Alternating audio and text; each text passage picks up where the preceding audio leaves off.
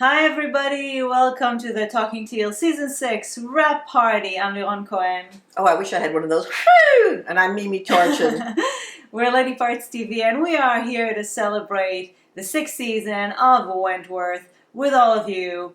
And we're so happy you're with us because we had a wonderful season, I feel. I think so too. And yes. Yes. And we had lots of ups and downs, and we had lots of yays and lots of and so many. As it should be. So a lot to talk about. Let's get right to it. Yes, and first of all, thank you, Janet, for providing Monte Carlos. She wishes she had enough for everybody, but you can see that. I can't eat carbs anyway. So. You can see the picture and imagine yourself eating a Monte Carlo. Now, before we go into the survey and start talking about all of your selections, I just want to say we did promise our contributors a little bit of a treat, an extra treat for being part of this. Whether you gave a lot or you gave a little, whatever you gave, we appreciate it. And so we emailed all of you to ask.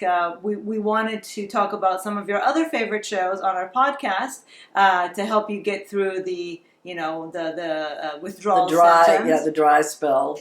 And so you sent in your requests, and we went through them, and we narrowed it down to the 3 shows that we're going to do a special podcast for. We thought we might be able to sneak them into another podcast. But we have so much to talk about every week, right? So I'm echoing. So we're just going to do a special podcast to talk about your 3 shows, and those shows are Madam Secretary, This Is Us, and Game of Thrones. I have to go back and watch the last 40 episodes or so. So that podcast obviously will be available to everybody. So please join us. We will let you know when we actually post it. It will be sometime in the next coming weeks. Alrighty, let's get to the survey. And I didn't include all of your answers. It would have been too much, but I included a lot of them. And we would have been here until Tuesday. Until next season of Wentworth. So let's start with describing season 6 in one word. Now, we had both of these, describing season 6 and describing your reaction to season 6 finale in one word. Those words sure ran the gamut, I tell you. So, describe your reaction to season 6 in one word. We have haunting, dragging, quick, fresh, jumbled, blah, loved, much, mediocre, excited, satisfied, plot sick, not sure about that one, and disappointed. Okay. What's yours? Mine is reinvigorated. That is a very, very, very good choice of word. Thank you. Mine, I know it's going to sound really, really cheesy, it's family. Because I don't think it's cheesy. I think it's excellent. As I was watching this season, I just felt like, you know what? This is a family to me. I feel like they're part of my life. So, okay, describe your reaction to the season 6 finale in one word. Badass, excellent, applauding, predictable, expected due to massive spoilers, subpar, justice, disappointed, satisfying, punch drunk, same person who wrote plot sick, I'm pretty sure, still not sure about that, different, relieved, and Vera. Vera, I like that. Well, mine has already been used, more or less. Satisfied. Very good. Yes, I was very sad. I thought it was very satisfactory. I wouldn't say it was out of this world. I certainly wasn't disappointed in any way, shape, or form. I was quite satisfied with it, and I think sums it up for me. Mine is anticipation for season 7. It left me truly with a sense of anticipation, which I think a finale needs to do. Yes. And I think they did a good job in that. Excellent. Okay, what was your favorite scene of the season? And instead of reading your favorite scenes of the season, I decided to give you a little montage. I have to say, most of you, as you probably have predicted, chose similar scenes, which I think you'll see because my little sequence here is heavy on those pictures of those scenes. But there were a couple of other selections, and as I was going through the scenes in my mind, I decided to include a few that maybe you didn't say, but that kind of excited me. Yeah. Mm-hmm. What is yours? Well, mine is Liz and Boomer's last scene with the memory box. Aww. But I also, yes. I'm sorry, I'm just going to, because I am here and you are not. You're allowed to. I'm going to have a couple of things. I loved Bridget cleaning Frankie's wounds. Very nice. It sounded like Bridget licking Frankie's wounds. Puss, puss, puss. I love that Bridget, by the way, just wrote us an email a week ago or something. She just now realized that Bridget doesn't actually have a cat. So that's hilarious. Wake up, Bridget. Anyway, I did love that scene as well. My favorite scene was the memory box, though. Yeah. And that closeness between Liz and Boomer was just so beautiful, and just remembering times gone by and people we loved. But also, I love Bridget, the tenderness of her tending to Frankie's wounds. Well, I loved. I mean. Again, it's sappy, and we all chose kind of the same thing. But that end montage with Frankie visiting the girls, Vera and Bridget, and then the kite, of course. Oh, the kite! Yeah. I forgot about the kite until that whole end montage brought me to tears, and especially because it was so unexpected. I really hadn't expected them to. It was brilliant. It was it wrapped it all up in a bow. Really, it was beautiful. So here are some of your favorite scenes of the season.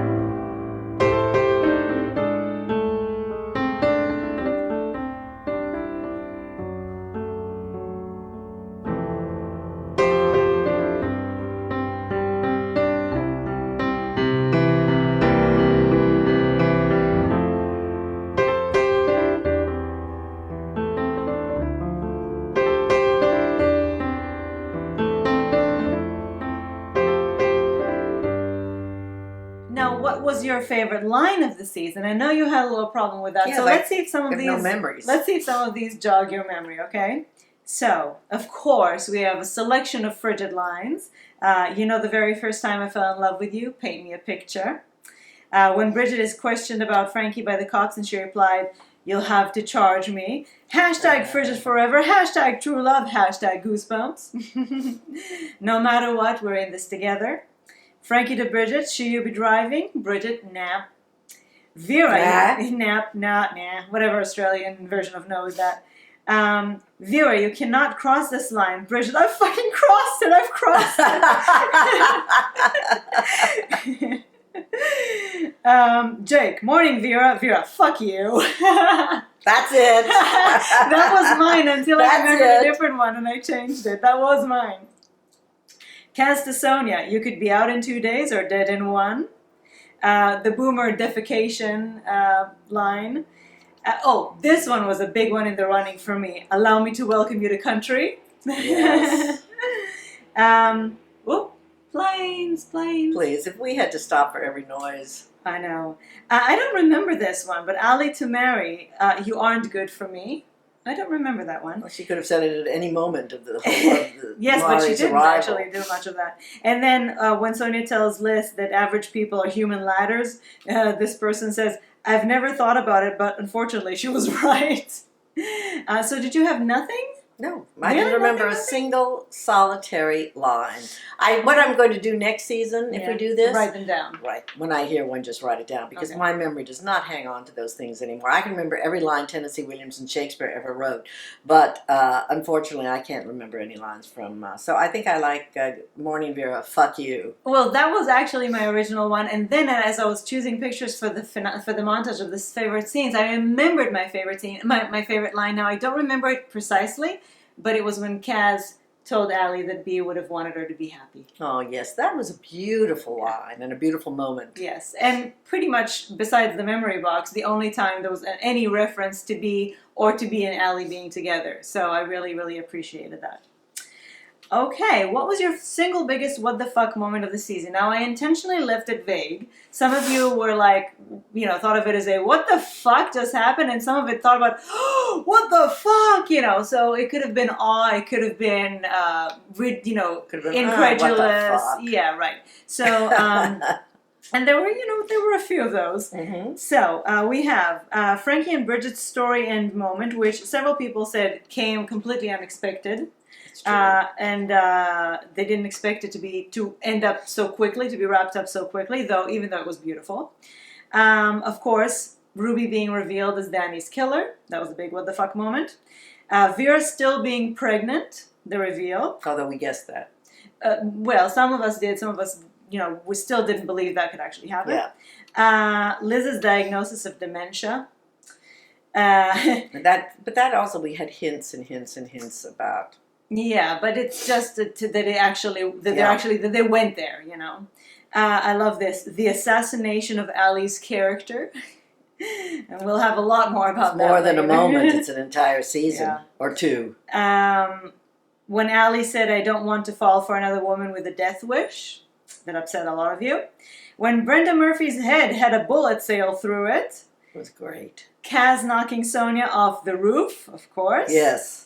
And when they tried to bring Allie and Ruby together as a couple, or when they did do it, it just didn't work for us. What was yours? Well, first of all, if I hadn't seen Sonia falling off the edge way before she fell off the edge, whether it was Kaz or whatever, it would have been shocking, but I could see it coming. My biggest what the fuck moment of the season was Will screwing Mary. That's a good one. Nobody talked about that. That was a big one. Oh, no. What that was a kind of a gross what the fuck. And it was surprising. Yeah. Yeah, I didn't see it coming, and I hated it. Well, to me, two different kinds of what the fuck. If it's a what the fuck, it's like a what the fuck. It's when Ruby was revealed as Danny's killer. Mm-hmm. But surely my biggest what the fuck is what the fuck is when they were kissing and having sex, Ruby and Allie. Ruby and Allie, yeah.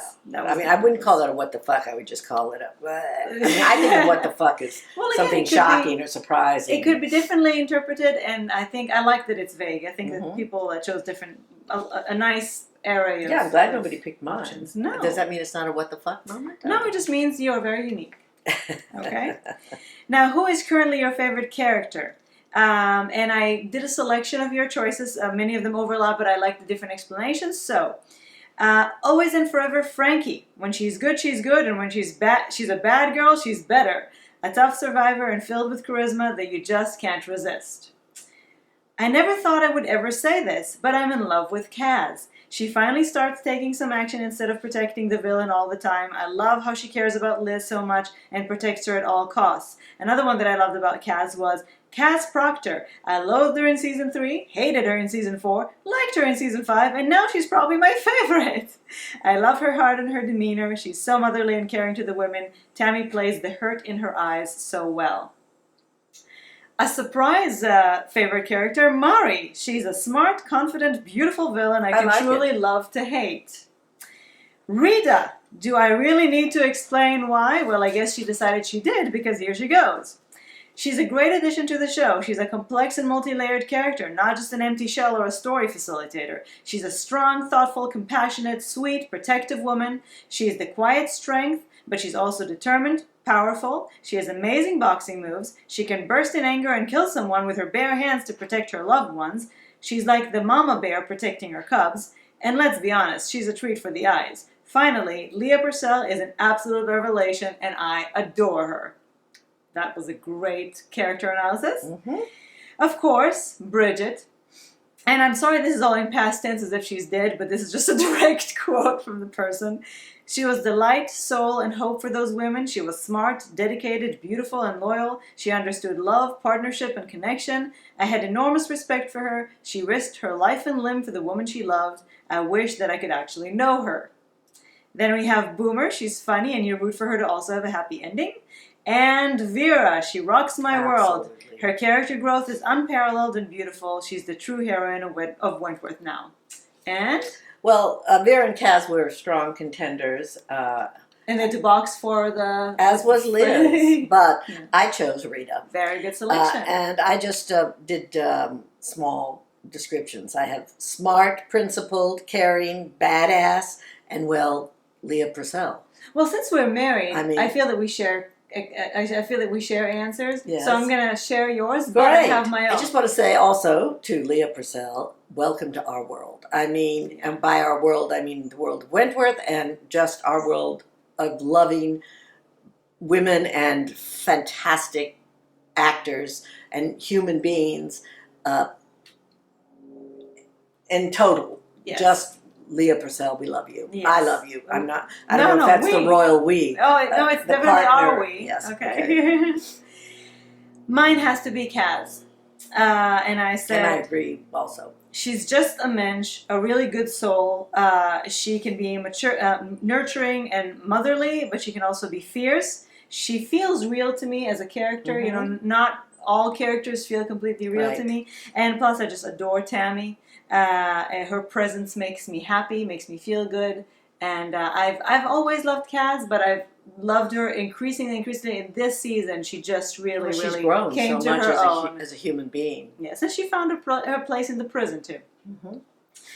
Mm-hmm. Okay, so who is currently your least favorite character, and why? We all have the same. Many of us have the same one. Well, there's actually a wide selection, starting with very sad Allie.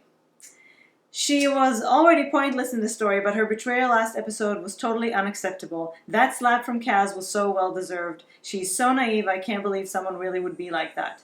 Somebody else said Allie because of who she once was. Now, of course, Ruby.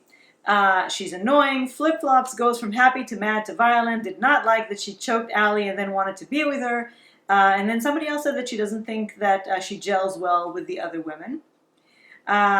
Somebody said Mari for obvious reasons, and then I chose another explanation from another person who said Mari just for those of you who don't think they're obvious reasons. She preys on the innocents and manipulates them into believing she's their savior while using them to benefit her at high cost to them.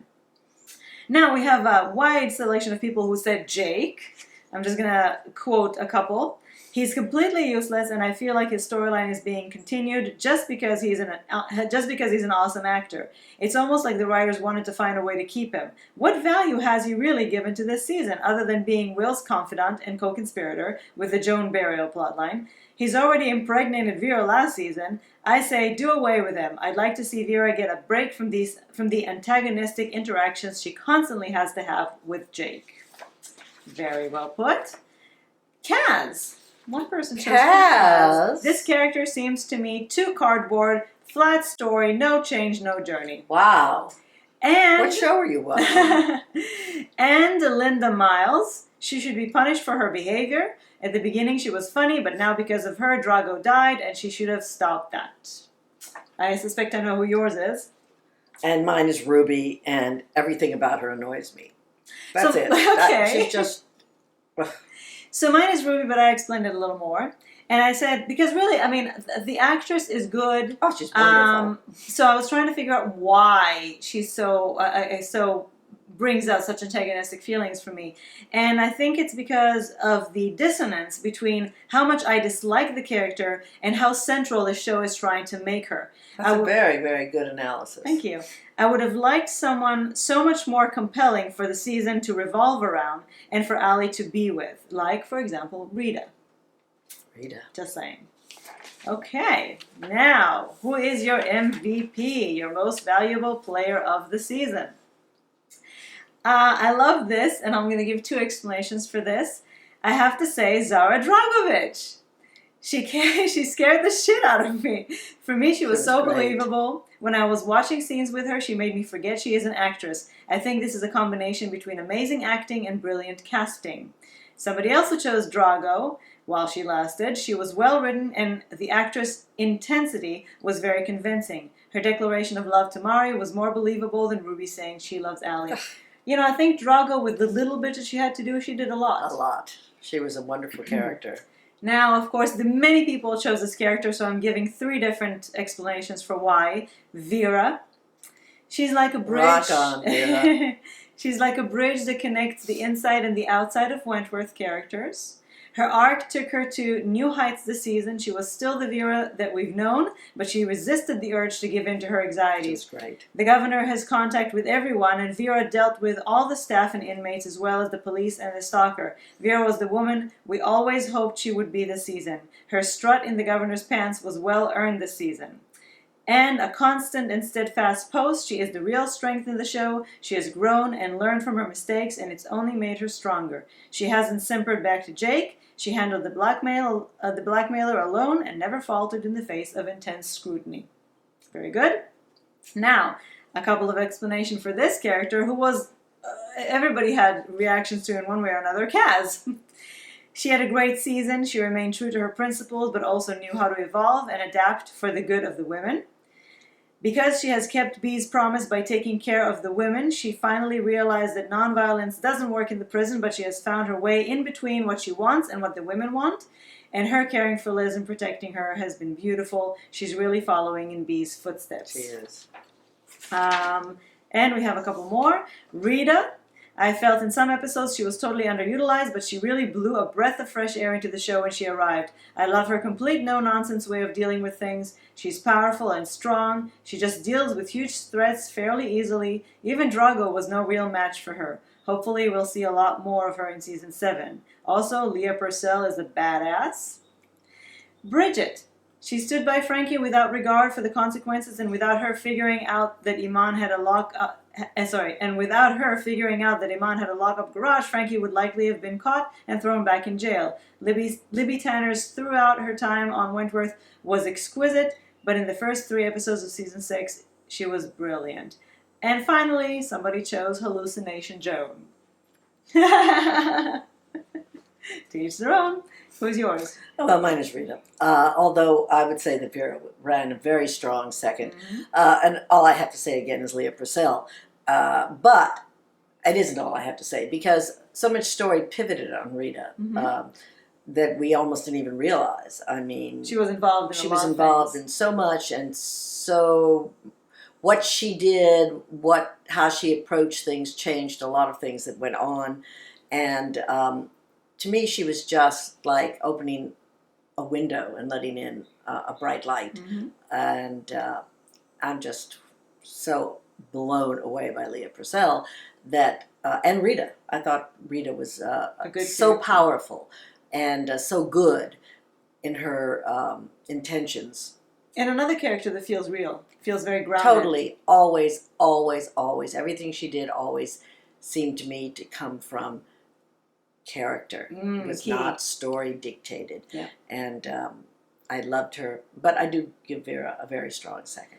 Well, my choice was Vera, but and I'm not going to go into why because we already went through that. But I have to say, though, if we really think about it, Linda Miles has to be our MVP because without her, nothing would have ever happened in the prison. So I have to give her a little credit. Now, who is your favorite non-romantic couple? The winners are Kaz and Liz. Oh, and yes, actually, you're right. At number 2, we had Boomer and Liz. It was a very close call. So mine is Kaz and Liz. Yours is? Mine is Boomer and Liz. But you know what? I think I'm going to go to the Kaz-Liz team. Mm-hmm. You're switching teams? Mm-hmm, I'm switching teams. Okay. Who had the best one-liners? We have a tie between Sonia and Boomer. Sonia was my vote. I have to say mine is Vera. And even though, yes, Vera's mostly was iterations of the fuck you variety, but every time she delivered them, I was like, yeah, you tell him, so. Sonia was always the one-line queen for me. And even though she wasn't around for long, she still did it for me. Yeah. And so you say it was a tie? A tie. Mine was Vera. Yours was Sonia. Mm-hmm. Yes. So who got the worst storyline this season? Now, I think hands down, I think there was only one person or 2 people who chose somebody else. It was, of course, Allie. I don't think. Comment. Yeah, exactly. I don't think we need to go into why. And there are several other questions here and several people's contributions who will go into the why in depth.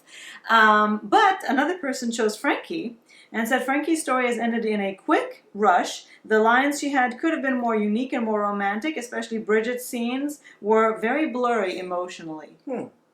So I think that's a minority, but I think still that it's an interesting opinion. Valid. Yeah. All opinions are valid. Oh, absolutely. But I think it's also an interesting way of looking at it. Okay. I also had to just... Yeah. Sonia died. Yes. Juicy Lucy did nothing. Yes. But, of course, it's Allie. Yeah. And did you I pick Allie? I think worst storyline. I think no storyline equals worst storyline. You know, whatever you do, at least you do something. Right. Oh, also I have Drago died. So, one of my favorite questions, if I may say so myself, because I came up with it. Which two characters would you like to see becoming romantically involved? So, we had a lot of Vera and Will. They are both so unhappy and 24/7 stressed and under pressure. They deserve better. I really hope this shared factor will be the basis for them to start something. They're so adorable together. I think it could work.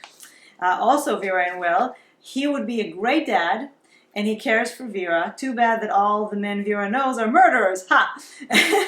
But at least Will killed the freak. I know that is skewed logic, but he did us all a favor. Now, somebody else said Ali and Mary. Kaz and Will. And now we have various variations on Rita. At first I thought I could see no two characters romantically involved. Now that I've watched the latest vlog and someone mentioned Ali and Rita, it sounds so intriguing. Remember, B was straight too before Ali came along. And older. Yes, but the idea that, you know, you don't have to be, you don't have to come into the gay for the stay. Right? Also somebody said Rita and Kaz. And somebody said Rita and possibly a new female character in season 7. Yes? I have an odd one. It is odd. Yes, it's very odd. And I don't even know if they have chemistry. I like that. But it intrigues me. Vera and Kaz. You know, they do have chemistry, and we saw a little bit of that in the last episode when they had the conversation. Vera said that she supported her for top dog. I just find it, I don't know, an interesting idea. And I think Vera really should give men up. Give up men. And don't Kaz, end with a preposition. And Kaz definitely has reason to give men up. I have to say, Sarah, you made me obsessed with the idea of Ali and Rita. I am obsessed with the idea of Ali and Rita. I want to see them together. I think it would be great for Rita, and I would love for Ali to finally be with somebody who has her feet on the ground. Oh, yeah. God's sakes, and who will have her best interests at heart. And I think they have chemistry. Yeah. They're both hot women, and I would love to see them together. So, Wentworth, make it happen. Okay, now write the synopsis for the first. Write the synopsis or the first scene of the first episode of the Frigid and or other type of Wentworth spinoff that you'd like to see, assuming season 7 is Wentworth's final season. And we're starting with Kathy, and you have Kathy. Oh, I'm sorry, I was looking at mine. You were looking at yours? I was looking at I have to go to a different page. I know. Okay. And anyway, many of us have the same idea, I think. Kathy. Both Frankie and Bridget find work with a wealthy, not very bright lawyer. They specialize in appealing cases for the wrongly convicted. Frankie and Bridget find and win cases through investigation and interviews using street smarts and psychology. They sometimes find themselves in dangerous situations when they get too close to the truth or find corruption in the legal system. They are both brilliant in their fields of work. The lawyer is mostly a puppet. Frankie is the real brains behind the legal team, but she can never be a lawyer herself because of her criminal background. She's constantly sliding him notes and whispering in his ear when they're in court. Feel free to pitch this idea to Nicole and Libby. Well, I think so that Kathy's kind of turning them into a procedural. Okay, Diane said, I saw something that 411 Productions, Nicole and Danielle's new production company, is working on a TV series for a major network. Maybe it's the Frigid spin-off everyone wants. Ms. De Silva was coy when asked how she felt about saying goodbye to the character of Frankie. No one, so one never knows. I highly doubt it. I don't want you guys to have get your expectations high, but you never know. You never know. Air John says, I want to see a cell block in which all the villains are thrown together. Jax, Ferguson, Drago, Sonia, Mari's still alive. Okay. Jess, Murphy, etc. Otherwise, everybody else is dead. It's interesting to see who teams up with whom and who doesn't survive this. I like that idea. It's sort of like the Colosseum. Especially if if they were all alive, I would have liked it, or if they at least all were dead. Well, it could be a zombie prison show. Well, you know what? Then this is a good point in time to introduce something David sent us. David obviously is a good graphic designer, and he sent us a picture of Ferguson as a zombie. And asked who wants. I mean, obviously the writers are having a really hard time letting go of Ferguson. Maybe they could bring her back as zombie. And that would be a good idea for a spin-off, like a crossover between Wentworth and The Walking Dead. Right. And bring all the old characters as zombies. We'll call it the Wentworth Dead. They have to bring all the old characters as zombies, and they will have to fight the living characters. So, interesting. All you have to do is stick a knife in their head, though, and they're dead. All you have to do. I mean, Ferguson really had, do you know how many people they dispatch on Walking Dead daily? Yes, but Ferguson obviously has many lives. But she'll be a zombie. Okay, Sarah. Sarah says, much like my idea for a Helen Nikki spin-off from Bad Girls, I see Frankie and Bridget helping women cope while incarcerated, and especially when they are released on parole. Maybe running a halfway house with counseling and legal aid services. So I know many of us had a lot of the same idea, but exactly. I think we all had different iterations of that idea. So now, Laura, I love this. Here are 5 standalone single episode spin-offs I'd like to see. Linda Miles' Day Off. Where Are They Now, Nurse Radcliffe? A musical episode with the cast of any season as long as Jax Holt is in it somehow. Interview with the Steam Press. Oh. And that picture of Danielle Cormack on her motorcycle, that's it. That's the whole episode. Okay. Now we have, I'm so sorry if I'm butchering your name, Malgorzata.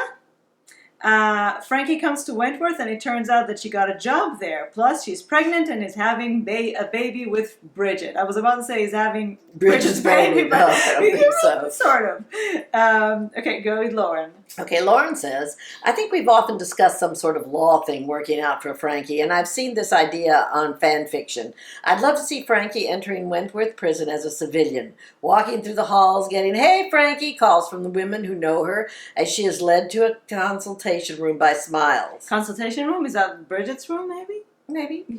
Smiles makes some sort of quippy remark about Frankie being back. Frankie sets up her notepad and pen. She has a cup of coffee. She sits down and breathes out just as the door opens, and it's Allie.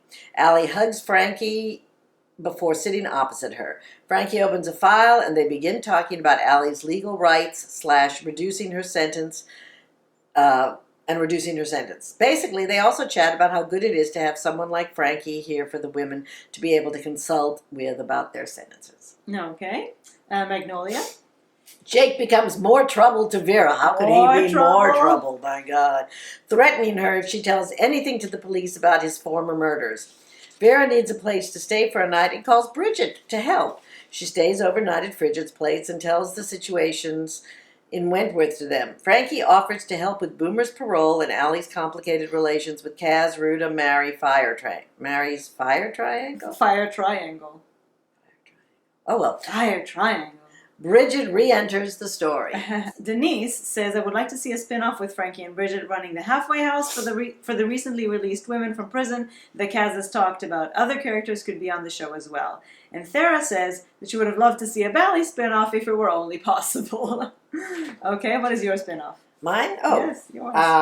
Mine is Can't Happen, but nevertheless, I'm going to... Yours can't happen? No, it can't happen. Does it involve dead people? No, it's a legal thing. Okay. Mine is called The Counselors. Mm-hmm. The scene is a crowded courtroom. The judge tells the defense to call its first witness. The barrister stands up. We see her from behind in full regalia, including wig. We hear her say the defense calls Bridget Westfall to the stand. Ooh. Bridget enters the court, walks to the box, and takes her seat. I didn't have much time. She is sworn in. Then we see the barrister. It is Frankie! She got pardoned for everything. She says, Miss Westfall, you are a licensed psychologist. Is that true? Yes, I am, Bridget answers. So we know she hasn't lost her license. Right. The premise. Frankie has become a barrister. She and Bridget are working together. Bridget is a psychologist for the defense who also sees other patients, of course, because maybe when she needs money. Busy. Frankie has a lawyer who uses her services, who uses Bridget's services. The show is called... Oh, she uses her services. That's what it's called. The show is called Counselors. That's very nice. Double play on words. A counselor and very nice. Yeah. Very nice. Except it can't happen because she's a criminal. So I went with the idea of the halfway house, but I had a little more idea of how to involve the other characters. And I don't care if they're in prison. I want them to be out somehow. They was paroled, whatever. And I don't know if the title for the series, I don't know if it came to me from somebody who also already said that or if it was my idea. But anyway, I called it Afterlife. Well, I like it. And Kaz gets early release and opens the halfway house. She and Will have gotten married. Will, I like that. Will works at the halfway house as a social worker because we know that was his original profession. Allie works there as a peer-to-peer counselor. She and Rita live together. You're hilarious. Rita teaches boxing and self-defense at the halfway house. Bridget, of course, provides therapy, and Frankie provides legal assistance.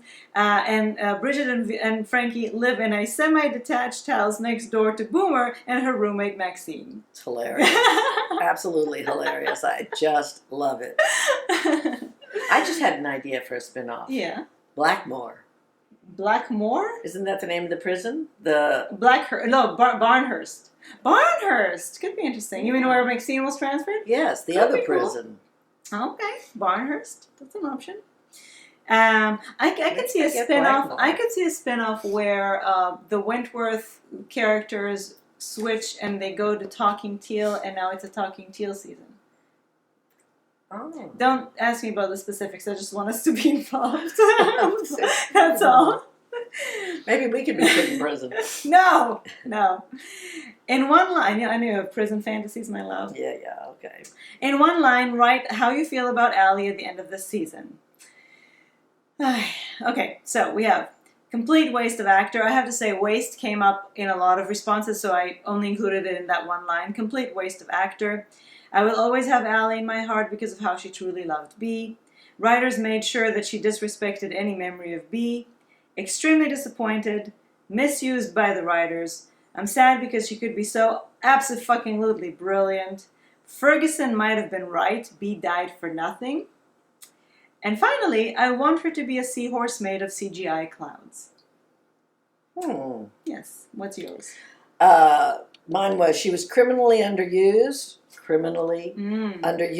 and uncharacteristically loose-lipped and pussified. Pussified. Well, mine is just sad. Just sad. What was your favorite part of the season finale? So, we have a few that repeated, of course, because we had a few highlights. The last scene with Mari and Rita's eye contact was promising that next season there will be more challenge in between the two of them. Boomer's exoneration, it gave me hope for her in season 7. She hasn't been exonerated yet, but they dropped the charges. Although I felt it was a bit convenient, I did love the setup of Channing. Rita and Drago's fight was a big one. And Drago figuring out that Ruby was the killer and setting up the fight. I really wanted for Drago to kill Ruby. I never disliked a character so much before. And finally, Vera! Exclamation point. What was yours? Mine was the Rita Drago fight. It was brilliantly choreographed, executed, got rid of Drago, who I might miss. Yeah. And landed Rita in prison for real, as we knew would happen. Okay, mine was the rise of two of my favorite characters, Vera and Rita, and the high expectations that I have for what they will do with them next season. Please, Wentworth, don't waste them. And don't waste them. Don't alify them. Don't alify them. Don't even alify Allie anymore. Oh, we've come to the epitaphs, and we had so many dead characters this season that we had quite a few epitaphs. Okay, so let's start with Sonia. Hell's only angel. I don't respond anymore. I love that. Somebody was very sentimental. Our dead are never dead to us until we have forgotten them. George Eliot. Don't read. You need to be surprised. Huh? Don't read. You need to be surprised. I'm still surprised. Short-term memory loss. Sonia, Wentworth's angel that could not fly. Here lies Sonia. She tried, God knows she tried. Here lies Sonia Stevens, crafty and cunning. Her desire for power led her over the edge to her downfall. Sonia, funny, selfish, wacko, entertaining, missed. Sonia Stevens, a tiny tycoon who didn't respond well to much of anything. Sonia, gotta fly now. Oops, I guess not. Sonia Stevens, a woman of many characters. The angel has fallen. I don't respond well to concrete. Sonia, you would have been the over-the-top dog. We miss you. And Angel of Wentworth, she doesn't respond well to a lot of things. What was yours, Sonia? My Sonia was, she was a sociopath, but she was an amusing sociopath. And I also threw in one for Joan, which was, really dead.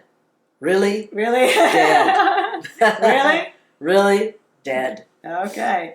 For Sonia, I have Here Lies Sonia. She didn't respond well to the pavement. But I also have Fallen Angel of Wentworth. Okay, Murphy. I already miss Sonia, by I the know, way. I miss her too.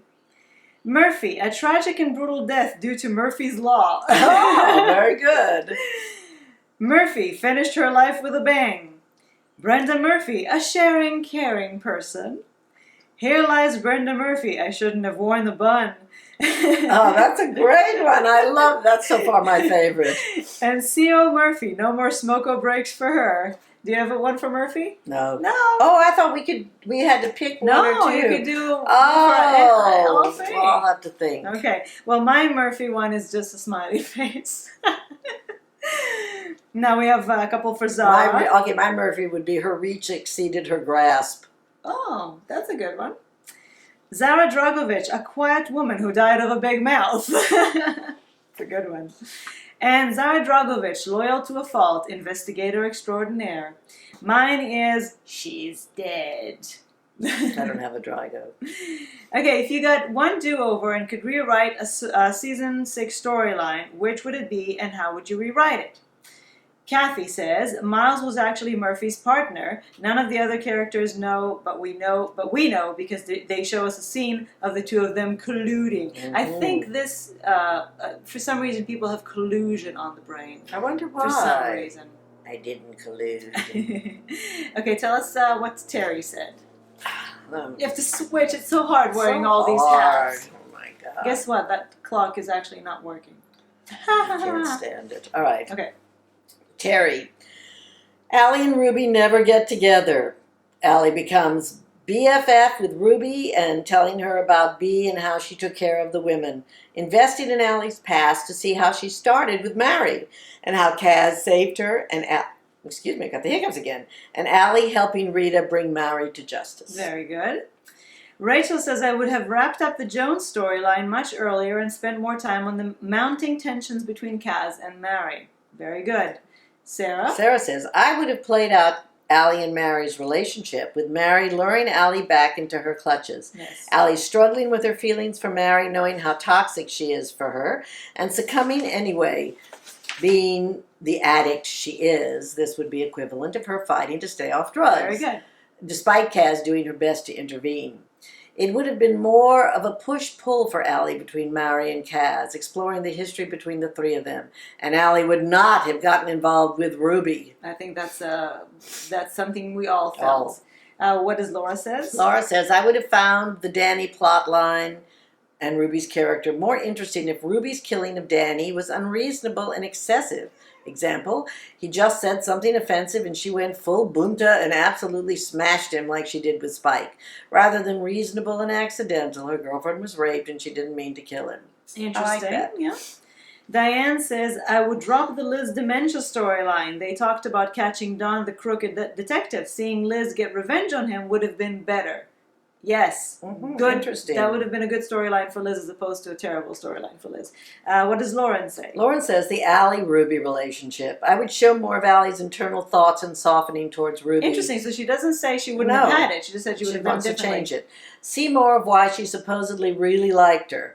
I would have liked to see more too of Ruby's care for Allie. It seemed more like infatuation and just a point where she lust to the point where she suddenly declared her love for Allie. Total disconnect. I would write more scenes to show a real connection between the two. That is very forgiving of you, Lauren, to want them to still be together, just do it better. Malgorzata says, I would get rid of the stalker storyline and stretch Frankie's storyline to maybe episode 6. I would have been happy with a little bit more of Frigid, yes. Magnolia says, Season 6, Episode 1, entry scene of Frankie meets Bridget can be different. I would prefer more warm, emotional first look in between. And she has a little dialogue. Frankie, Gidge, I'm here to see you. I missed you. Bridget, Frankie, my baby, I'm so worried about you. How I missed you. I want to know how you are here. Has anyone seen you? Okay. Now, yes, and now we have a big storyline from Thera for Allie. I wouldn't give her a relationship in Season 6. As it is obvious she wasn't over B. Not that she ever will be, but she still seemed very lost, so obviously not ready for a new relationship as she's still grieving. Maybe she can have a relationship in Season 7, but with a different character than Mary and Ruby. A character, Rita, more like B, who could lift Allie up like B did. Ruby made Allie so immature, it felt like she had a fake smile 99% of the time. It's a very good observation. And Mary is a manipulative bitch who isn't good for her, like Allie said herself. I would start the season off with Allie trying to reach Vera. Then she would ask if she could take B and Debbie's picture off the fence and then take it with her. We would see her sitting in her cell with B's red blanket, and we would see different flashbacks of Allie from the ones we've already seen, like more equipment room footage or from the morning after B helped Allie detox from heroin. Mary walks into the prison and does her manipulative shit to the prisoners. But with Allie, you would see how she thinks about B and her strength. So she would be able to show the strength B gave her. Excuse me. The other one. In Season 6, she was walking around like a lost puppy, following her vagina. She would never say the death wish or the I'm horny line.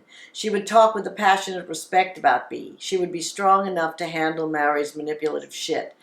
B's drawing would be the tail for Allie in Season 6, as it's her motive for getting rid of the freak. Allie would eventually get it back after she's charged for having her part in the murder of the freak. Very good. Oof. Very good. Thera is very passionate about the Bally and Allie storyline. Obviously.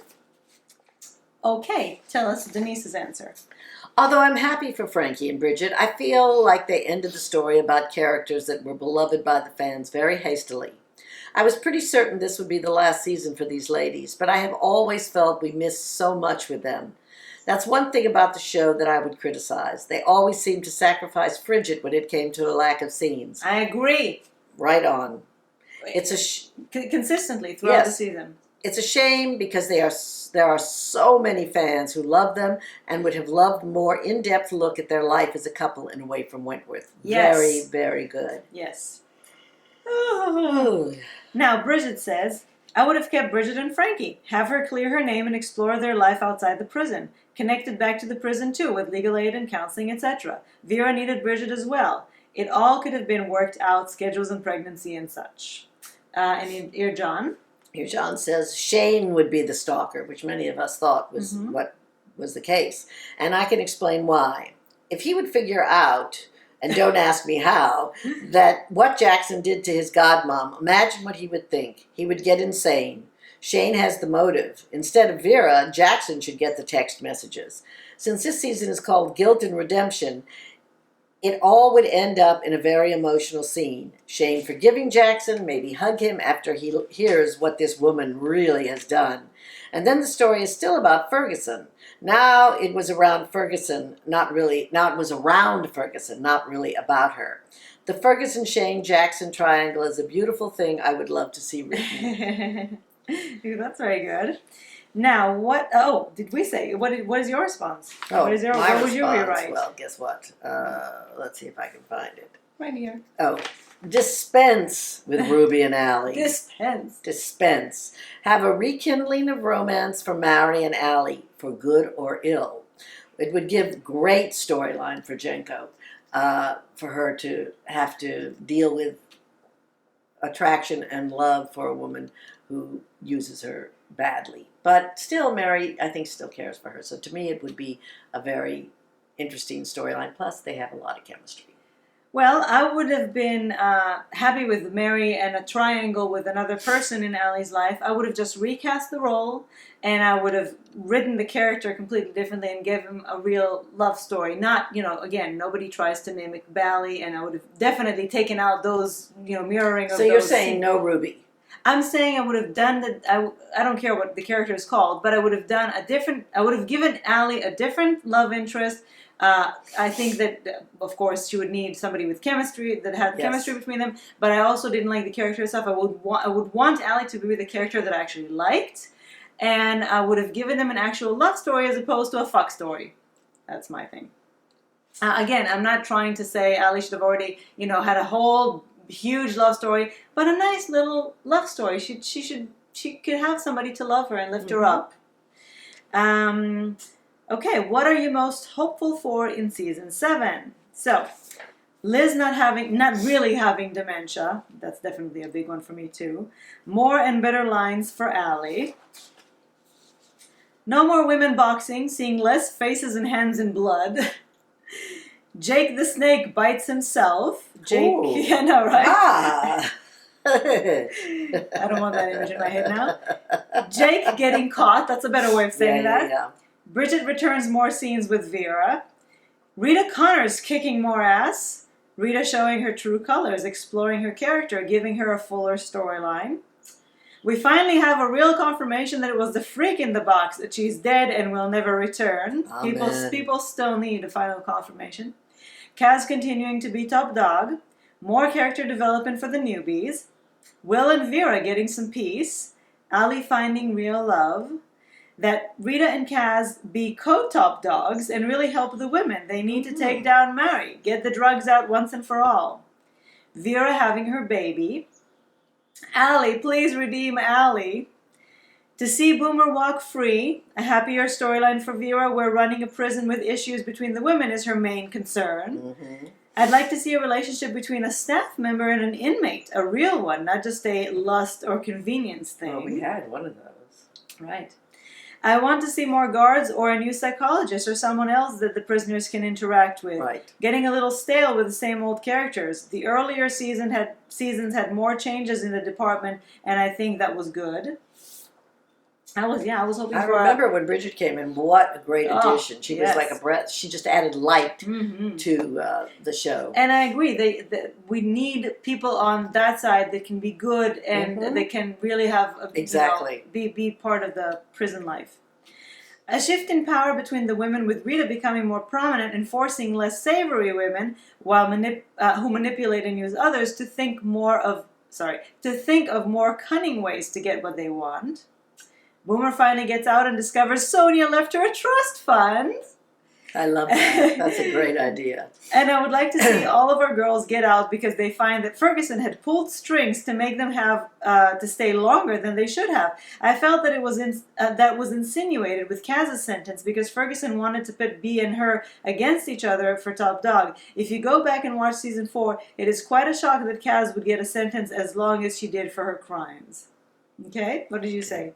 Oh, me. Well, I said the same thing everybody said.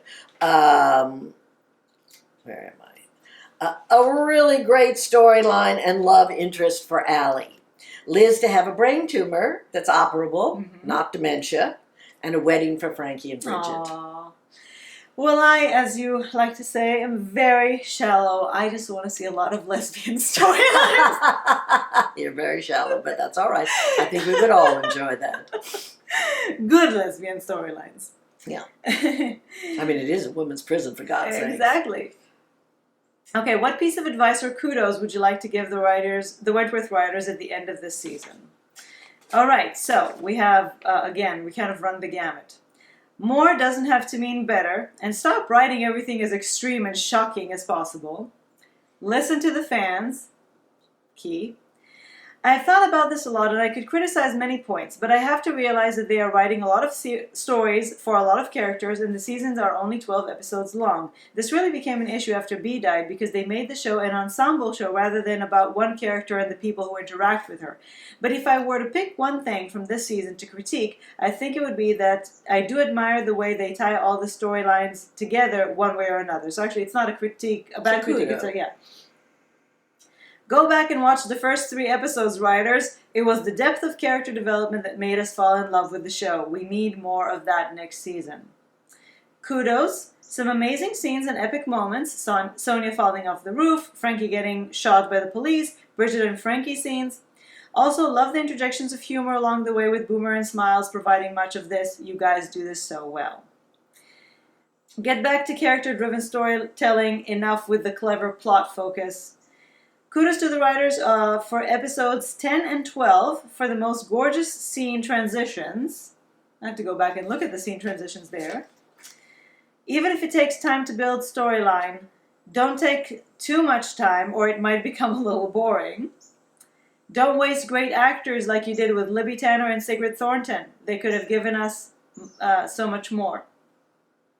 Invest more into backstory and don't give leading characters shorter parts in a season when bringing new characters in, as fans are invested more in the older leading characters. Mm-hmm.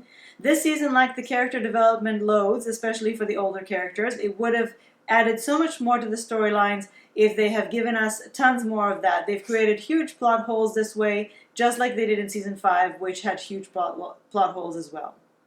Thank you to the writers for giving Frigid their happy ending and Sonia an epic ending. I love the new characters and can't wait to see what happens with these strong female characters. And finally, Django has a great range. Let her shine. What's yours? Well, mine was some kudos to begin with. You upped your game. The writing and especially dialogue was the best it's been in quite a few seasons. And you really got rid of Joan. It seems so. Well, I'm just going there, okay? Now, for some advice, give Allie a storyline worthy of her and of Jenko's talent. And don't take Liz from us. Yes, please. And mostly character-driven storylines, not plot-driven. Yes. It's just the key to everything. And although she's not a writer, I just want to say once again, kudos to Kathy Chambers. Yes.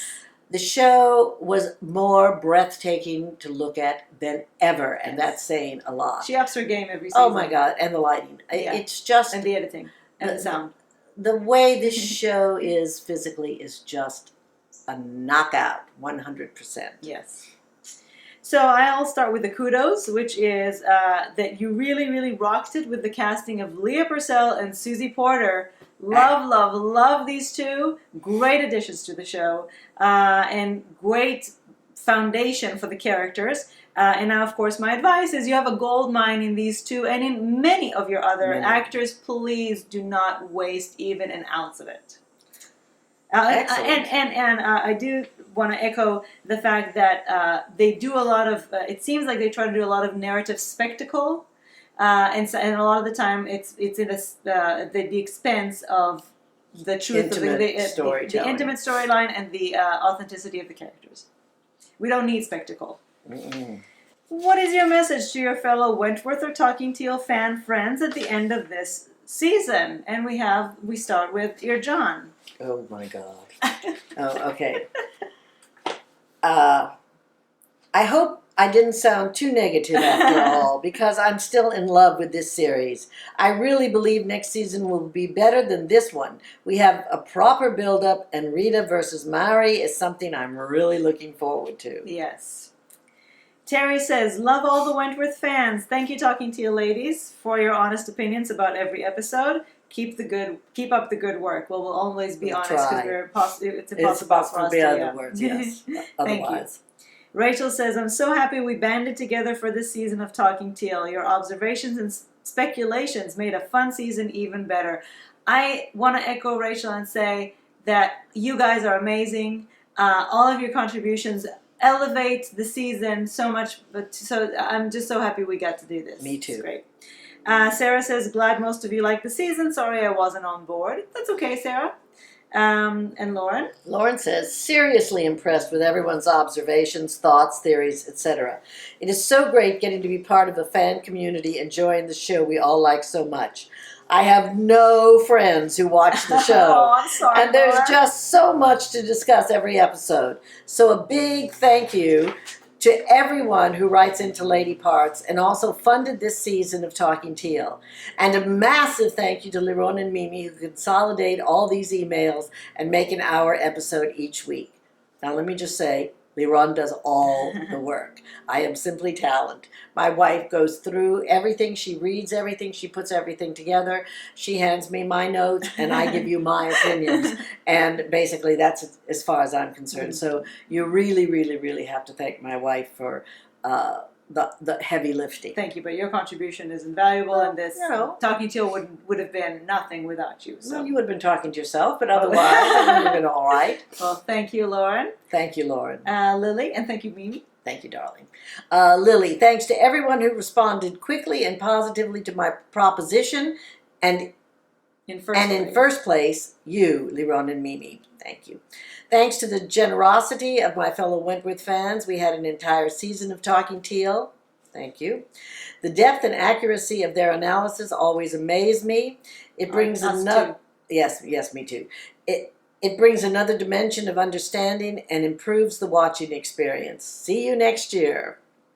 Thank you, Lily. Yes, thank you, Lily. And for coming up with... Oh, I have a special thank you for Lily later. Denise? I know it's been hard to deal with all the character losses that we have had since Bea was killed off. We lost Maxine, Doreen, Ferguson, Bridget, and Frankie. It's a show about prison, and women come and go. However, it's important to remember this. Continue to watch this series for however long it is on. I love Denise. Is paying tribute to all these characters' legacies and the actors who have played them. This has become an iconic series, and to discontinue it because your favorite character has left would be dishonoring everything that they worked so hard on. You also need to give the new characters a chance because they have really been an asset to the show. All of them are outstanding, and the storylines have been well written. So keep watching, and let's see this series through to the end. I love Denise. Loyal to a fault. Not to a fault. To a fault. No, sorry. No, I mean loyal to the very end. Absolutely. Yes. Okay, Laura? Wentworth fans, more than anyone, understand the many injustices for women and children within the prison system. We can channel our passion for this brilliant show into some really important campaigns fighting for justice for women. Australian Wentworth fans, and anyone else, please join the hashtag Kids Off Nauru prison camps. Oh, Kids Off Nauru campaign. She gives a link. Yeah. I will provide it as well. Thank you. I'm not going to read it, okay? No, don't read the link. No. I will provide the link. These prison camps are no place for children or anyone. Also consider supporting the campaign against the sale of women's prisons in Queensland to Serco. Or anywhere. A private company with an appalling record of human rights abuses. Fellow organizations like Sisters Inside and Messages to Your MPs. And message your MPs. Yes, message your MPs. Thank you. Privatization of prisons is an awful thing. An awful thing. It's all about money and not about rehabilitation. Thank you, Laura, for taking this into reality. Really great. Yes, sending this message out. And finally, Thera said, loved watching Wentworth with y'all in Birmingham and London, and meeting Pam, Maggie Kirkpatrick, Kate Atkinson, Robbie, and Katrina with you all. Let's go with your message to the family. All right. I think this season was worth hanging in there for. Another preposition at the end of the sentence. That's okay. We'll forgive you. See you next season. And thanks especially to our incredible supporters who made Talking Teal possible this season, and to all who write in and participate. You're the greatest, and you really, really are. We love you. Okay, well, I have I prepared like an Oscar speech with some thank yous. Might as well. But I do have a few. It's important for me to give all these thank yous. So first of all, I do want to thank Lily for believing in a full season of Talking Teal, because without you, I would never have thought to do this, to put it out there and let people Contribute do what they this. could. So thank you, Lily, for believing in it and for making me do this. And of course, thank you to all of our contributors, without whom literally we wouldn't have been here. Nope. So thank you for talking to ourselves. Thank you for not only believing in Talking Teal and wanting it, but actually doing something about it. Thank you to all the people who write every week. Your contributions, really, Talking Teal, you make Talking Teal by providing your observations and your opinions. We love you. Thank you. Thank you to the cast and crew who support us and watch us. And this season, especially a huge thank you to Leah Purcell for a wonderful hour spent together. Oh, that interview made the season for me. Yeah, and we were so happy that we could share it with all of you and introduce you to somebody you may have not known before, and I'm sure you will now be big fans of. Big thank you to all the viewers, all of you who watch every week. We love you and we thank you.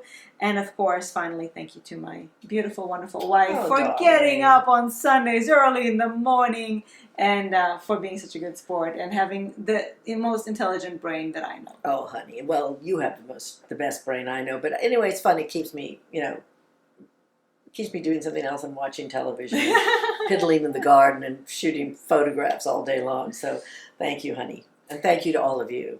Give me a kiss. Mwah. Finally, if you want to give a shout out to a friend you made through either Wentworth or Talking Teal, so we have a few shout outs here. Wait a minute. What is... Well, yeah, wait. We haven't gotten there yet. Sorry. Somebody is very enthusiastic.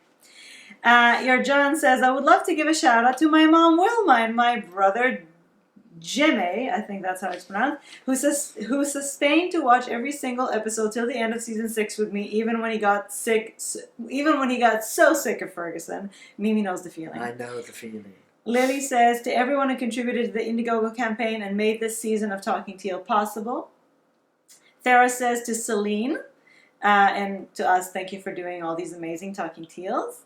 Magnolia says, I'm a newbie. Hi to everyone. Hi, Magnolia. Welcome. I love your name. Welcome to our family. Rachel says, my love to Liron and Mimi for their dedication and hard work. XOXO. Right back at you, Rachel. Denise says, I'm so thankful for Wentworth and Talking Teal because I've met so many wonderful people. It's been a really cool experience. And Lauren says, just you and Mimi, Liron, thanks for your care, concern, and little messages along the way. You have no idea how much that meant through these weeks. Thank you, Lauren. Thank you, honey. Thank you. We appreciate it. How about you? Well, I have already thanked all of you, but I would like to make a special shout out to Denise and Jolene because I love our Instagram interactions. I love your pictures. I love your comments. Instagram is my fun place, and you all have really added a lot to it. You've now discovered the path to Mimi's heart. It's through Instagram. Very visually oriented. I have a couple of shout outs. First of all, I've made a lot of new friends through Wentworth and Talking Teal. So many of you that I've, made this connect. We made the connection through the emails and stuff, but it did go further than that. So I appreciate everybody that came my way through Wentworth. But I have two special shout outs that I want to give. The first one is throughout the last 2, if not 3, seasons of Wentworth, and of course we've had Talking Teal now for 3 years, there have been a lot of people who wrote to Talking Teal, but there have been 4 people who wrote every single week. And I mean, I know that they've been writing while they were on vacation in other countries, while they were in the process of moving, while they were in the process of grieving, while they were going through a lot of things, and yet every week, not only did they make sure to deliver an email, they made sure to deliver the most brilliant email they could because they're so wonderful and articulate and brilliant. And I'm talking about Sarah, Denise, Rachel, and Lauren. You've heard those names every single episode of Talking Teal, and your contributions are truly invaluable. And I appreciate the commitment that you would and the consistency. That you would write every single week, even when you go through lots of things in your own life. And I really, really appreciate it. So thank you to you 4. And finally, I want to give a huge shout out to Eva, whom I met through Wentworth and Talking Teal, and who has become quite a good friend of mine. She's a wonderful, wonderful person. And so Eva, I'm really happy to have you as my friend. So that's my shout out. And that is the survey And that was fun. And now we get into some personal contributions. Now, I feel, and this goes back to part of the reason I said I want more lesbian storylines, and I know that our audience may be bit more lesbian skewed, for obvious reasons, but I feel that even though maybe there are more straight people who watch than lesbian, I think that the lesbians are definitely the most passionate and committed ones. So I feel that in the wrap party for season 4, we had a lot of really, really creative submissions because we were frigid, we had Bally, and there was a lot of excitement. And I feel that the lack of lesbians to root for in this season has made people less enthusiastic. I and I think you can see that in the contributions because we didn't have a lot of really creative contributions. Also the fact but that what we had was excellent. Yeah, absolutely. But I think just in terms of the amount. And what you poured into it. Yeah. And also because it went into September, which Wentworth has never done before. Right. And September is a School busier and month. Work and children. And yeah. So I do want to thank the people who did put in time and effort to send in some contributions. And we'll start with Bridget, who sent 2 things. One is a mixed media piece, and it's titled Doyle Westfall Inside. As the sun sets on the home that they share together, Frankie can rest her kite in the tree out front. She has freedom inside finally, inside her head, her mind, her soul, and in her heart and inside her home. She is inside with her girl. Now anything is possible. oh, very sweet. Now the second, Bridget really, really wanted to make a trailer for a new show, but unfortunately it will probably take her as much time to learn to use iMovie as it will to get to the next party for season 7. So she just provided us with a little teaser.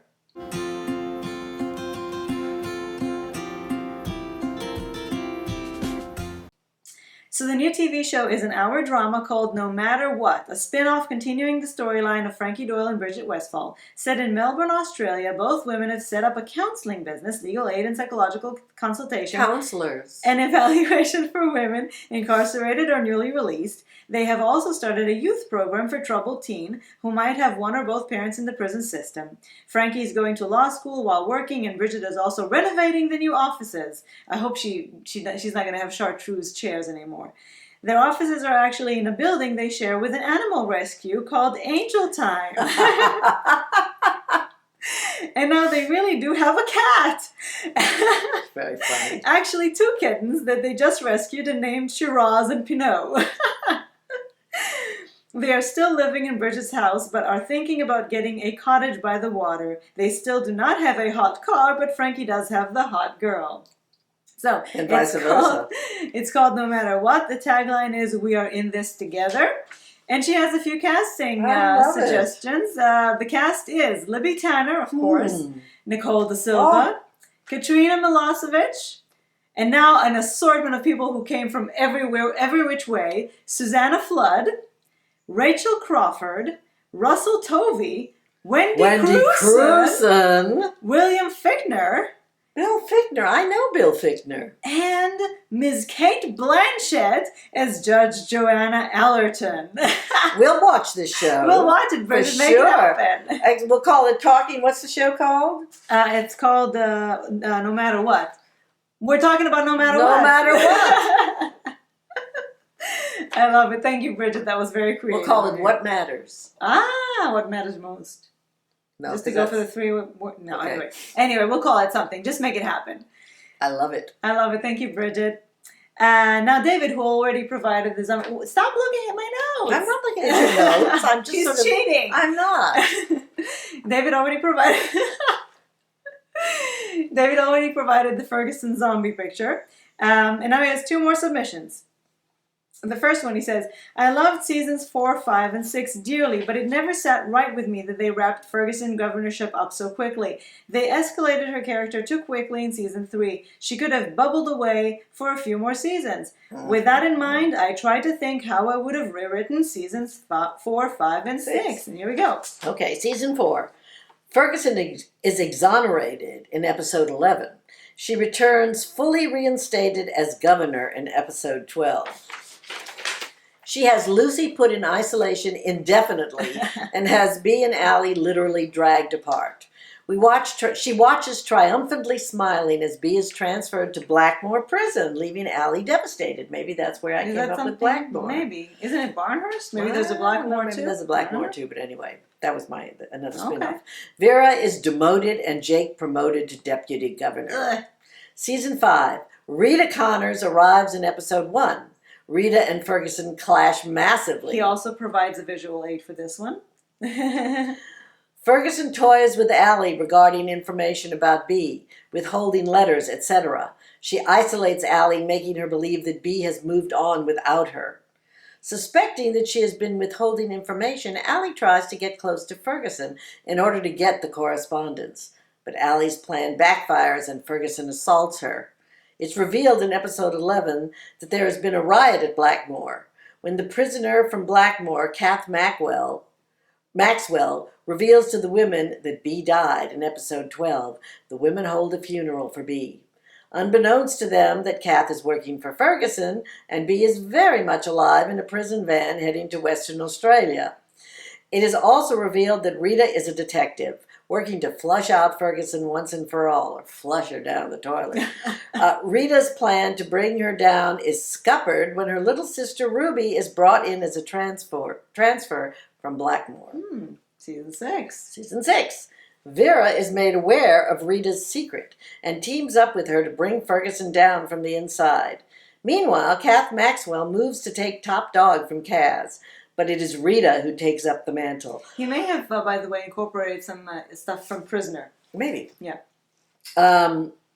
Distraught at B's death, Allie and Ruby get closer. But Ferguson is watching the burgeoning relationship and reporting everything back to B in correspondence. When Allie decides that she just wants to be friends with Ruby, she's devastated. Ruby, I assume, is devastated. Ferguson has her own interests in Ruby and seeks to manipulate her to bring down her sister. Rita and Ferguson go head-to-head in a battle for the prison and Ruby. The season leads... I'm so sorry, I yawn when I read out loud. The season leads to a massive riot in the prison with Ferguson held hostage by Ruby. Ooh. As a tense three-way confrontation between Joan, Ruby, and Rita leads to Ferguson gloating about her crimes, it is revealed that Ruby and Rita are wearing wires, and the police have her confession on tape. Rita planned the entire ruse. Ruby would get close to Ferguson in exchange for a lighter sentence. Rita and Ruby leave Wentworth together. New Governor Vera watches as Ferguson is led away in handcuffs and a transfer truck arrives. The season ends with B and Allie reunited. The family is back together. This, I feel, is in keeping with the original storyline in Prisoner, with Rita being the one to bring Ferguson down. B is still believed dead, but the payoff at the end would have been so satisfying. I like that, David Wentworth. If you're looking to hire new writers, David is available probably, right, David? Or you probably would drop everything to do this. David also provides a season 7 ending. With the show supposedly ending next year, I tried to think how I would like it to see it end. Liz leaves for a medical facility that is more equipped to deal with her advanced dementia midway through the series. When Jake saves Vera's life at the expense of his long-term health, she acknowledges his sacrifice and they finally make peace with one another. She will allow Jake to be part of their daughter's life. Oh, it's a girl. In the finale, Rita finally takes down Maury Winter and she is transferred to Blackmore Prison. You see, I think Blackmore would be a very good spin-off. Okay. Rita and Ruby reconcile, and Rita leaves the prison riding her motorbike with her gang. Well, what about being a detective? Well, she's a criminal now, so I don't know if she can go back to being a detective. Frankie and Bridget return to visit Boomer and reveal to her that they have secured her a place in an open prison near to where they now live in Western Australia. Vera has a farewell party as she prepares to move on from her governorship, allowing some of the prisoners, Kaz, Boomer, Allie, and Ruby, to attend. The next day, new Governor Anne Reynolds arrives. Did you cast the role, David? I don't think you cast the role. No. Oh, maybe Gillian Anderson? Or Kate Blanchett? Gillian Anderson, I think, would be more right for the role. It's a small size role. Well, we'll see. She needs to fit into The all new of governor, Vera. Vera. Oh, you mean she's a small person? Suits. I think they can give Kate Blanchett some of Joan's suits. Boomer says an emotional farewell to the prison and the girls. Boomer, Frankie, and Bridget drive off to their new life. Perhaps not in such a hot car, but together. An SUV. An SUV. an SUV. SUV. Just then, a new batch of prisoners arrive. Myra Desmond is processed by Will and arrives in H Block to meet the girls. After a semi-tense, oh dear, sorry David, confrontation with Kaz, it becomes clear that they're all going to get on just fine. We will see. We leave Wentworth, a drone shot over the prison pens to reveal a seahorse-shaped cloud watching over them all. David, you're such a romantic. I love it. Thank you, David. That was great, for David. your very creative contributions. Denise has something to say. I've come to realize that Wentworth is the poster series for showing us, no matter what we are going through, that we deserve to live the life we want. Even the characters who aren't the nicest in this show reaffirm to us that life is short and we need to live it to the fullest. I definitely found a new appreciation for this series and the message it sends us. Each one of the characters on this show has given us a lesson about life, which is that everyone is an individual who desires something different. Even some of the characters who seem relatively simple have deep-seated dreams. Boomer, for example, when we first met her, she mostly wanted to eat a Monte Carlo or Tim Tam and have a boyfriend. As the show went on, we found that Boomer wasn't as simple as we thought. She wanted to have a baby, and later we found she desired feeling important and smart. Thanks to Sonia's Green Wall project, this was something she achieved. It has taken me a while to realize that, even though this show is entertaining and full of drama, it is really a series about how we see ourselves and our self-importance that makes it so great to watch. Thank you, Denise. Great, that was Denise. lovely. That was beautiful. I loved it. Let's see what Kathy has given Kathy us. says, overall, I would have to say I liked season 6, but I used to love this show and it's not as great as it used to be. I'm not sure if it's the writing or the characters leaving or both. SVU, there's SVU. SVU has had many actor changes over the years and it's still excellent. I'm trying to stick with it even with all the changes, and I'm hopeful next season will get better. The show used to be so well written. Now each episode seems to be hit or miss, sprinkled with a few good moments. What a shame. I really was hoping that Frankie and Bridget would be back every now and then, but maybe next season. Maybe. That was a nice moment for a minute and a half that Boomer and Liz were reminiscing about the people they miss. I miss them too. As a matter of fact, now that it's on Netflix, I just rewatched episodes 1 through 3. I just can't get enough of Frankie and Bridget, so maybe it is me, and I just can't move on from loving those original characters. Well, if you're all missing Frankie and Bridget, do go back to our Talking Teal Season 6, Episode 3, where we had a Frigid Love Fest. A Love Fest, yes. And you can rewatch that, and that was fun. But I agree, and I think that, yes, Frigid and specifically, and Bally, but I think that the show needs to have a romance. Absolutely. It needs to have love. It needs to have a good lesbian relationship that the lesbian fans can get behind, because that adds so much to the show. Makes the show, actually, for the fans. Now, Kathy, if you think you're stuck in the past with Frigid, I have Thera, who is still stuck on Bally. And Thera has a long list of grievances for Allie and Bally. It's quite in-depth. Okay, you ready? You ready? I'm ready. Put your seatbelt on. Number 1. Who is this Allie of Season 6? I don't know her. She's the total opposite of Allie in Season 4 and 5. She's not the Allie we all fell in love with. Allie totally isn't as stupid as she has been made in Season 6. She never would talk disrespectfully about B, and she would never say, I'm horny. Number 2. Why don't the writers let Allie mention B at least one time this season? She hasn't even fucking mentioned her toward Kaz, Ruby, or Rita. And when she did talk about B, then she said B had a death wish. And they talked about B when Kaz mentioned her, out of all people. Every other character, Kaz, Liz, and Boomer, have mentioned B's name. Wish they freaking put B's name in Allie's mouth this season. It's like they totally blocked Allie from mentioning anything about B or Bally, which is strange in my opinion, as she's the most important person that should have mentioned her. She's her freaking widow. Especially when she just took revenge on the freak and got a questionable non-relationship with Ruby. She and Ruby never talked about their previous relationships. We still don't know if Shelley is in a relationship with Ruby or not. You would expect Do we care? No. We would expect them to talk about their lives before they met, and Bally was the most iconic relationship on Wentworth together with Frigid. If they were each other's soulmates, then Allie would still keep her memory alive by mentioning her once in a while. You know, it was really conspicuous in its absence. I agree. The fact that she didn't even mention her. 3. Where is Bee and Debbie's picture? It has been fucking shown all through season 5. It isn't hanging in Allie's cell. When she's her widow, she should obviously have gotten it. I even wish they made a whole scene of it, like Vera giving Allie the picture or Allie getting Bee's picture and the other things from the fence. Then her storyline would feel much more deeper emotionally. She needs to be alone and really grieve about Bee. In season 5, she was more focused on revenge than the grieving, and in season 6, she was more focused on moving on than grieving. She hardly grieved in season 5, only a few short moments in a few episodes. Her mind was set on the freak, not on the grieving. Number 4.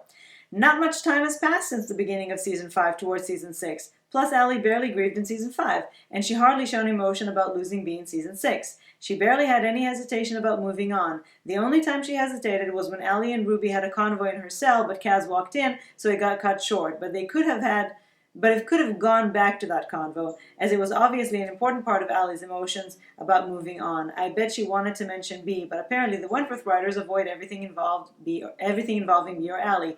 Really wished we knew what she was going to say to her. And I think that's another problem. We didn't know what was going on in her mind a lot of the time, or it seemed like her mind was blank.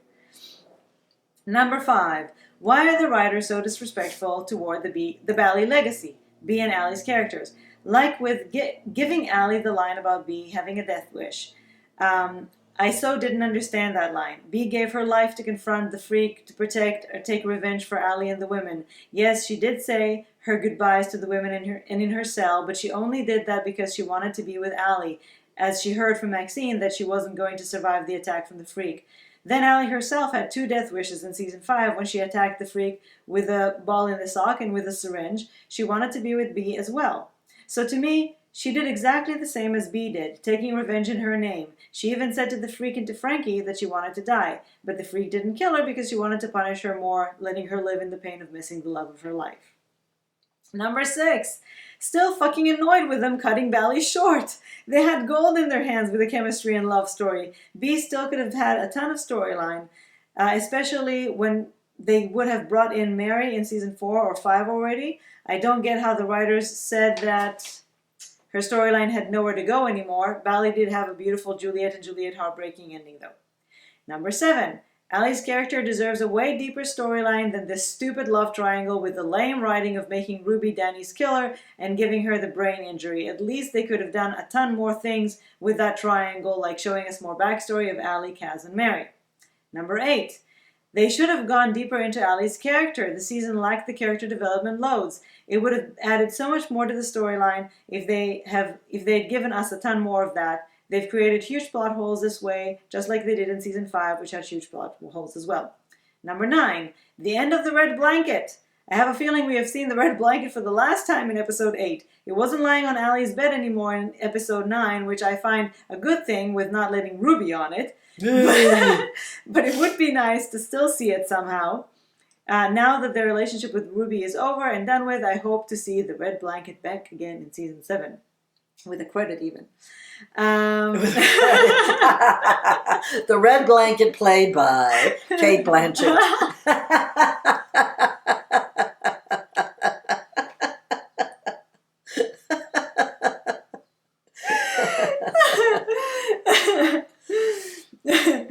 Okay, 10. I don't get how they can't let Ruby ask Allie what her queen bee drawing means on her wall. They could have had an interesting conversation about that. Number 11, I don't like it that Allie again hasn't got a good storyline. Kate Jenkinson deserves way better storyline than to only be the lesbian girlfriend.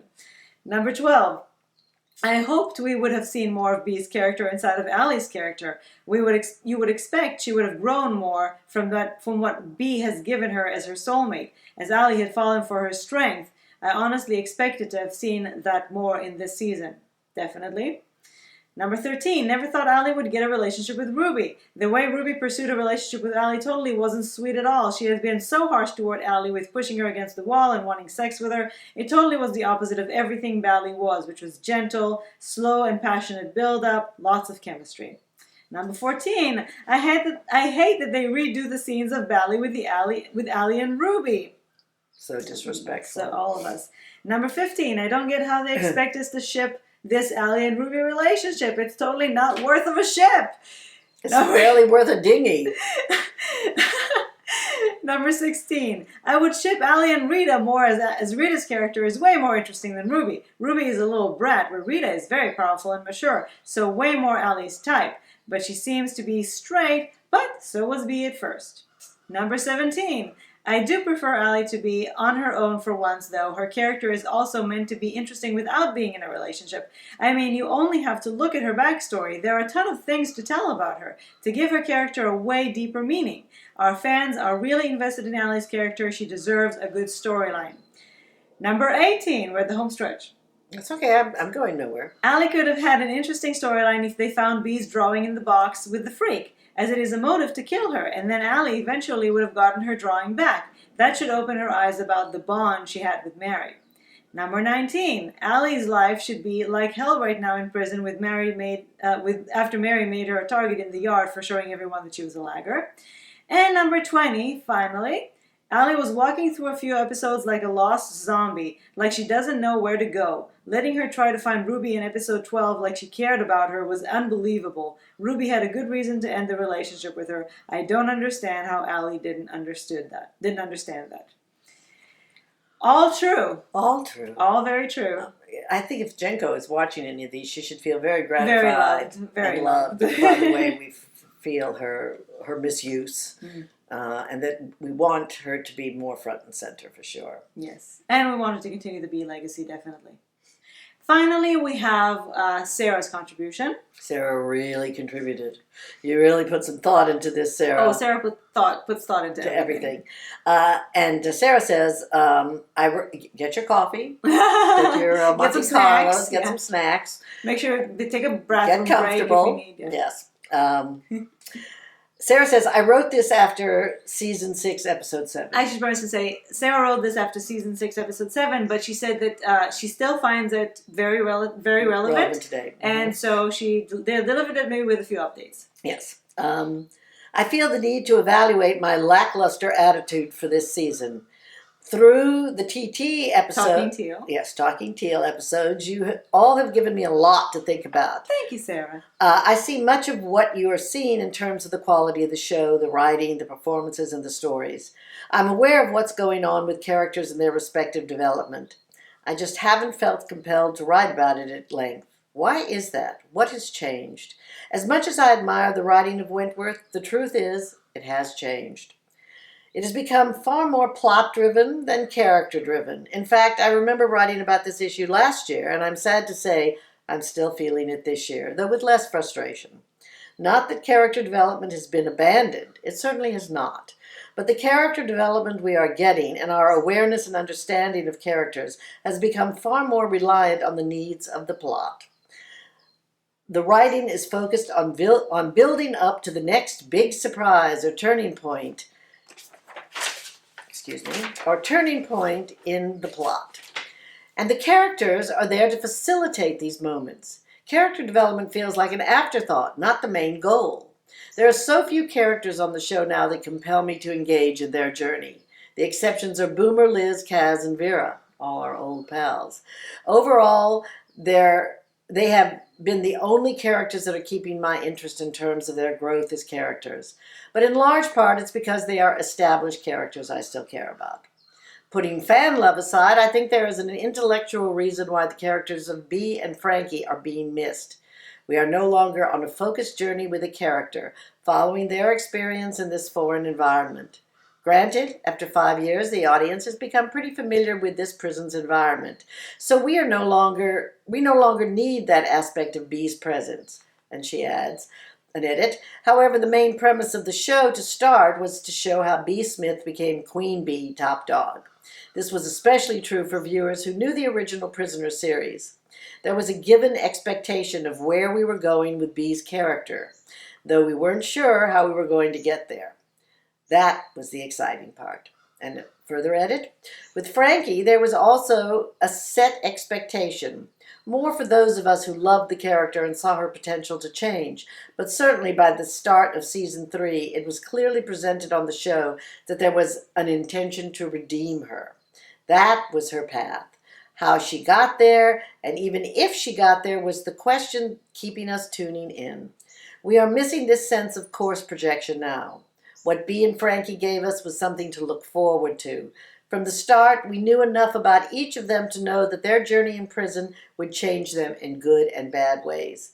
The excitement was in watching how each of them responded to the events that were happening to them and around them, and how all of these events, experiences, relationships, and decisions affected them and expanded them as characters. The writing of the show was propelled by these journeys, and not just Bee's and Frankie's, though they were the most prominent ones, Vera being the other significant character arc on the show to which I connect strongly. Absolutely. Yes, me too. We have lost the character's journey that once was at the center of the show. There is no through line to focus on. In one episode, you think you are being sent down one path, then the next they jerk you around and send you down another path, and the next episode sends you down yet another path. Mentally, I feel there are too many unknowns, too many red herrings, too many misdirects.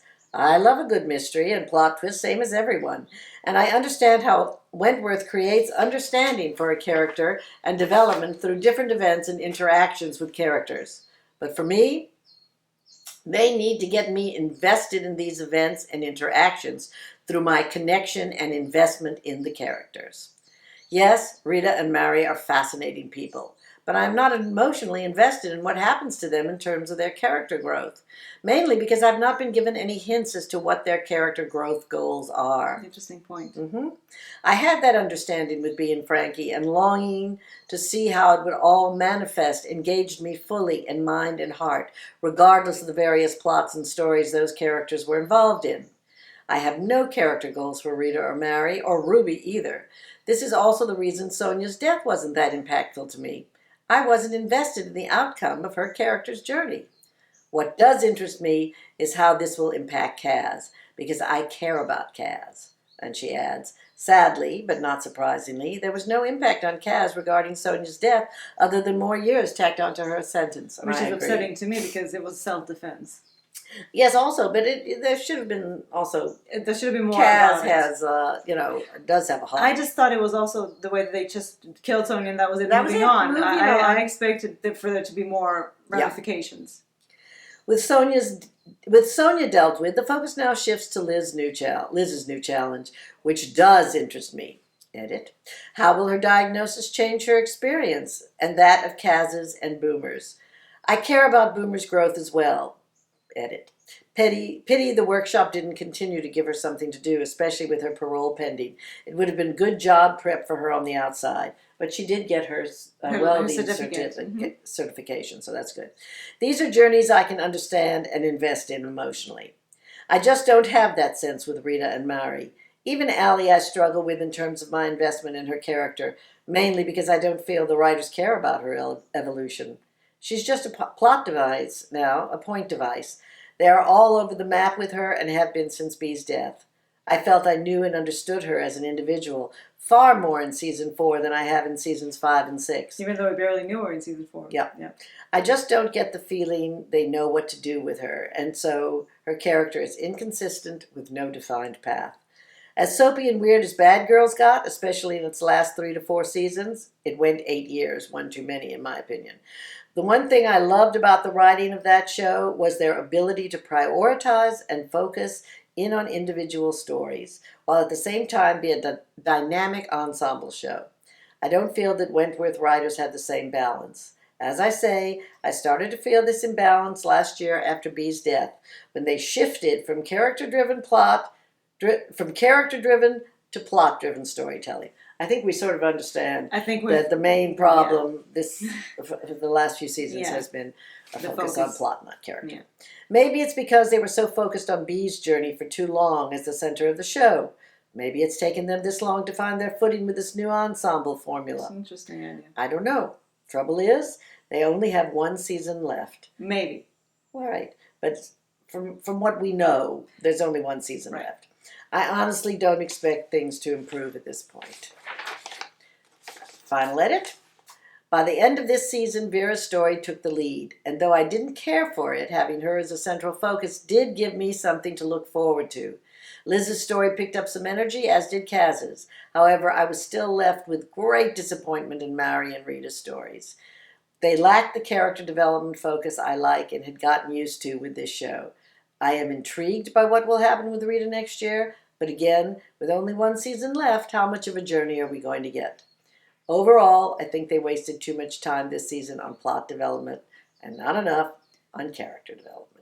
Okay, well, thank you, Sarah. That was very in-depth, and it was very, very focused and excellent. And I think there were a few very, very you points there. And I think you may have been onto something by they were so focused on using B as the focal point that once they got her out, they kind of didn't know what to do. Mm-hmm. Whoa, it's an interesting idea. They did have Allie.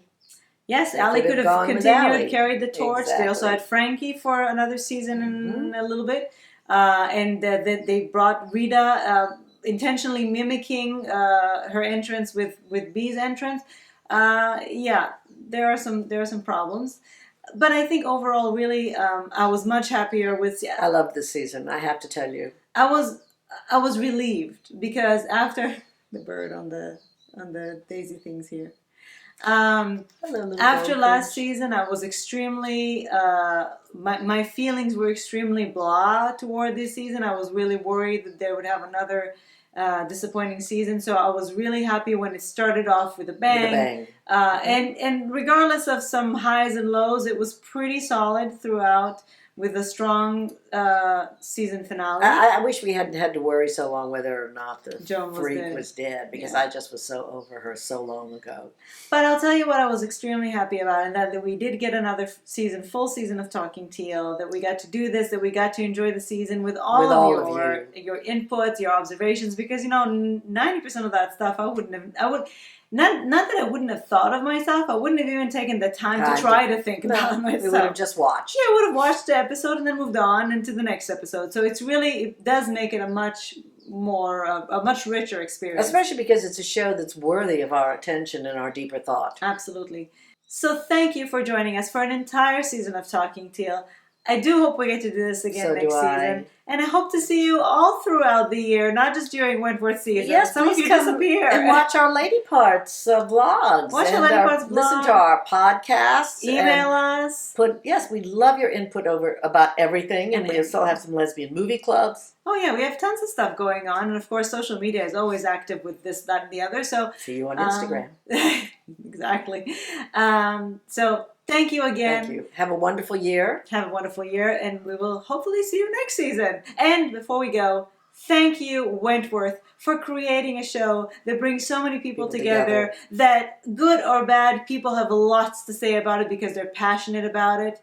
And it's never bad. I mean, good or bad relative to Wentworth. Yes, exactly. Because even on their worst days, they're still better than most shows out there. I agree. And thank you for being so welcoming to us, into your Wentworth family. So, with that, we will see you in season 7. Bye.